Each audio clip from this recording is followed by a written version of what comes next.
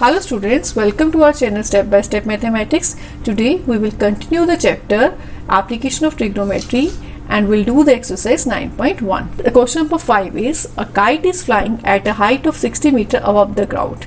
कि kite है जो ग्राउंड से, ये ग्राउंड लेवल होता है, यहाँ से वो 60 मीटर दूरी पर उड़ रही है, ठीक है, फ्लाई हो रही है. This is a 60 meter, this is a ground level. Clear? The string attach to the kite is temporarily tied to a point on the ground. जब इसके साथ क्या है, एक स्ट्रिंग को बांधा गया, धागे को बांधा गया है, वो क्या है, टेम्परली एक कहाँ बांध दिया गया, ग्राउंड के साथ बांध दिया गया. Clear? The inclination of the string with the ground is 60 degree.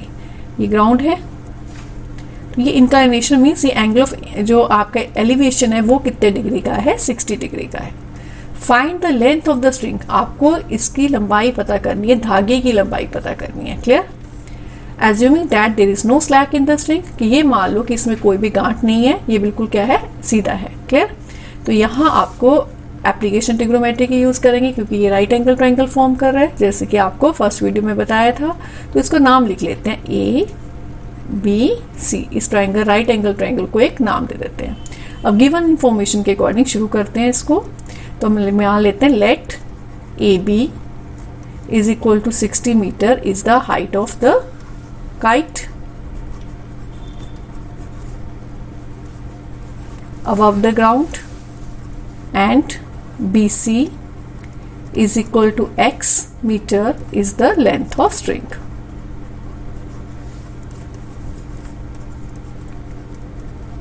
अब आपके पास बेटा परपेंडिकुलर गिवन है, राइट एंगल ट्रायंगल को देखते हैं तो, और हमें क्या निकालना है, हाइपोटेन्यूज निकालना है, जिसको हमने क्या मान लिया है, x मान लिया है. क्लियर? तो रिलेशन किस किस में चाहिए, परपेंडिकुलर और हाइपोटेन्यूज में. तो ये किसका परपेंडिकुलर अपॉन हाइपोटेन्यूज किसके इक्वल होता है, साइन थीटा के. तो यहाँ हम साइन 60 डिग्री लगाएंगे और यहाँ से हम किसकी वैल्यू निकाल लेंगे, BC की. तो करते हैं इसको. In right angle triangle BAC sine 60 degree is equal to AB upon BC. AB 60, BC हमने कितना मान लिया, x. साइन 60 की वैल्यू कितनी होती है बच्चे, √3/2 इज इक्वल टू 60/x. तो यहाँ से x की वैल्यू निकालते हैं तो x कितना आ जाएगा, 60 × 2 अपॉन √3. क्योंकि ये इससे मल्टीप्लाई होगा, क्रॉस मल्टीप्लाई, तो ये होगा √3x इज इक्वल टू 60 × 2. तो x कितना आ गया, 60 × 2 √/√3 which is equal to 120 upon √3. अब √3 डिनोमिनेटर में है तो इसको रेशनलाइज करना पड़ेगा. तो √3 से मल्टीप्लाई, √3 से divide. What you gate, 120 √3 upon 3. क्योंकि √3 × √3 क्या होता है, 3. 3 40 120. तो आंसर इज 40 √3. तो इसको लिख लेंगे लास्ट में. Therefore length of string is Therefore, length of string is equal to 40 √3 meter. Clear?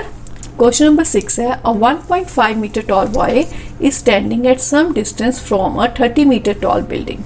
क्या बोला है कि एक 1.5 मीटर टॉल बॉय की, एक बॉय है जिसकी हाइट कितनी है, 1.5 metre, is standing at some distance from 30 meter tall building. एक बिल्डिंग है जो कितनी मीटर बड़ी है, 30 मीटर बड़ी है, इससे कुछ दूरी पर ये लड़का खड़ा है. क्लियर?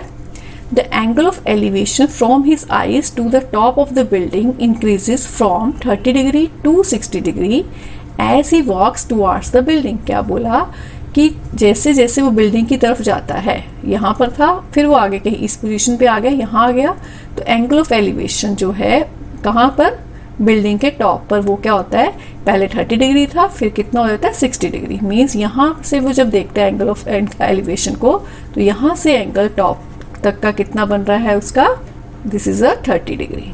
जब वो यहाँ पहुँचा तो एंगल ये जो है वो कितना हो गया, 60 डिग्री हो गया. क्लियर?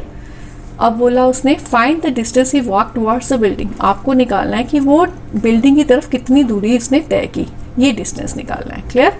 तो इनका नाम दे देते हैं.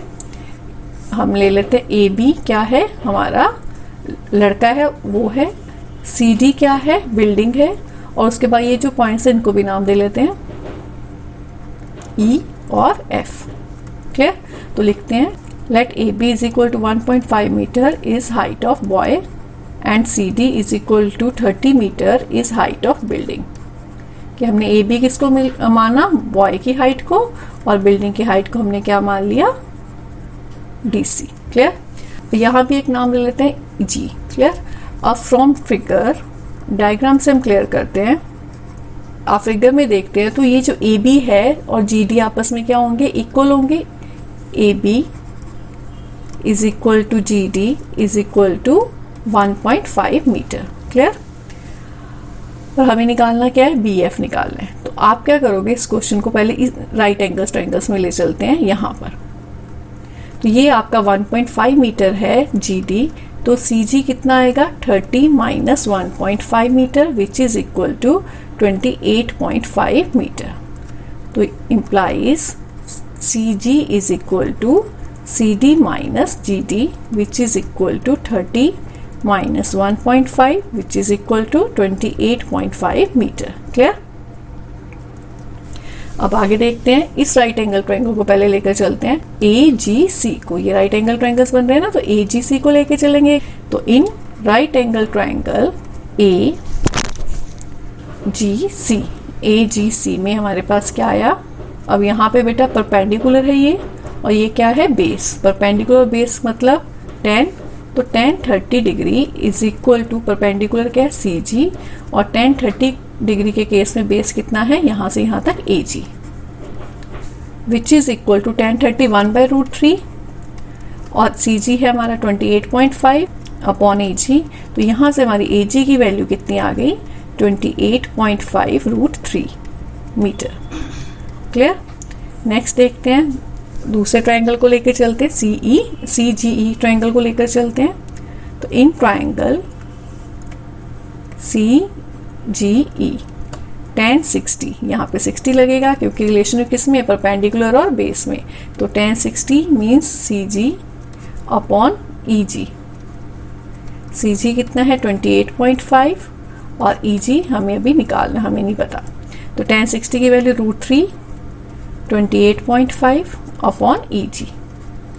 तो यहाँ से क्या आया हमारे पास, √3 EG is equal to 28.5 implies EG is equal to 28.5 upon √3 meter. निकालना क्या है, BF क्या होगा, BF किसके इक्वल है, AE के. तो AE निकालना, वो कैसे मिलेगा, AG में से GE को क्या करना पड़ेगा, माइनस करना पड़ेगा. तो करते हैं इसको. Now we have to find,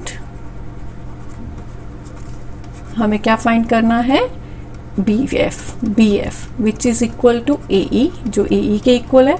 वो कैसे मिलेगा आपको, AG माइनस GE.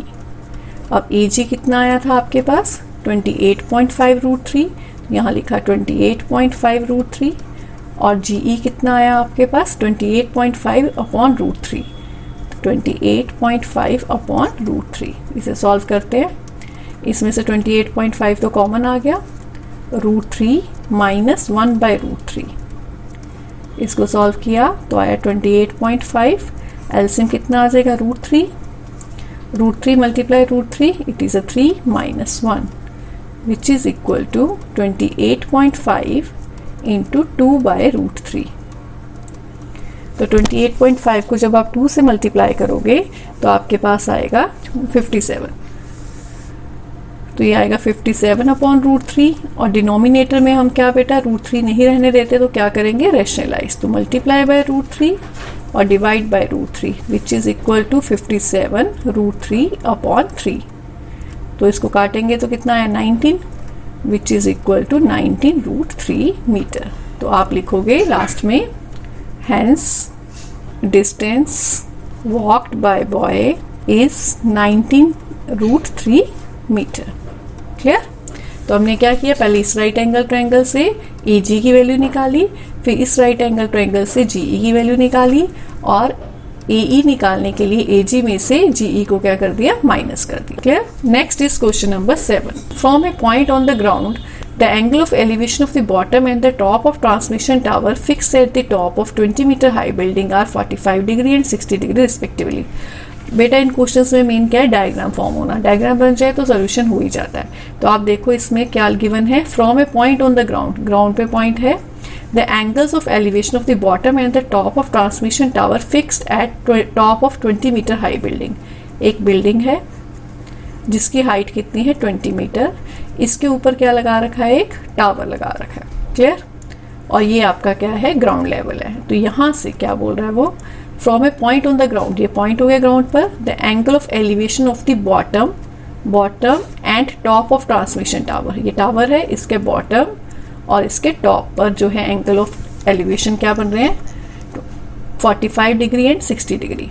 तो यहाँ बॉटम पे जो एंगल है वो कितने डिग्री का है, 45 डिग्री का। ट्रांसमिशन के टॉप पे एंगल बन रहा है वो कितने डिग्री का है, 60 डिग्री का। तो आपको निकालना है, टावर की हाइट निकालनी है, ये हाइट निकालनी है, ठीक है। तो इसको ले लेते हैं A B C D, clear. तो आप लिखोगे let BC is equal to 20 meter is height of building and AB, इसको x ले लीजिए, is equal to x meter is height of tower, clear. एक बिल्डिंग है 20 मीटर हाई, उसके ऊपर क्या है, टावर है, टावर की हाइट हमें निकालनी है। और इस पॉइंट से, ग्राउंड के इस पॉइंट से दो एंगल्स बन रहे हैं, एक तो टॉप ऑफ द टावर वो कितना है 60 डिग्री का, और एक है बॉटम ऑफ द टावर वो कितना है 45 डिग्री का, और हमें हाइट निकालनी है टावर की। From figure in right angle triangle, पहले आप ये ले लो BCD, तो हम परपेंडिकुलर और बेस का रिलेशन लेके चलेंगे। तो 10 45 degree is equal to BC upon DC। BC है आपका 20, DC आपको निकालना है। 10 45 कितना होता है 1, 20 अपॉन DC, तो इससे DC कितना आ गया आपका 20 मीटर। तो ये डिस्टेंस आपका कितना आ गया, DC 20 meter. Next in right angle triangle, कौन सा, ACD, 10 60 डिग्री किसके इक्वल आएगा, AC अपॉन BC। 10 60 की वैल्यू होती है √3, AC किसके इक्वल है आपका AB प्लस BC, और DC कितना है 20। तो √3 is equal to AB x माना था, BC हमारा 20 है अपॉन 20। यहाँ से हमें किसकी वैल्यू मिल जाएगी, x की, जो हमें निकालना था। तो उसको सॉल्व कर लेते हैं, cross multiply, 20 √3 is equal to x plus 20।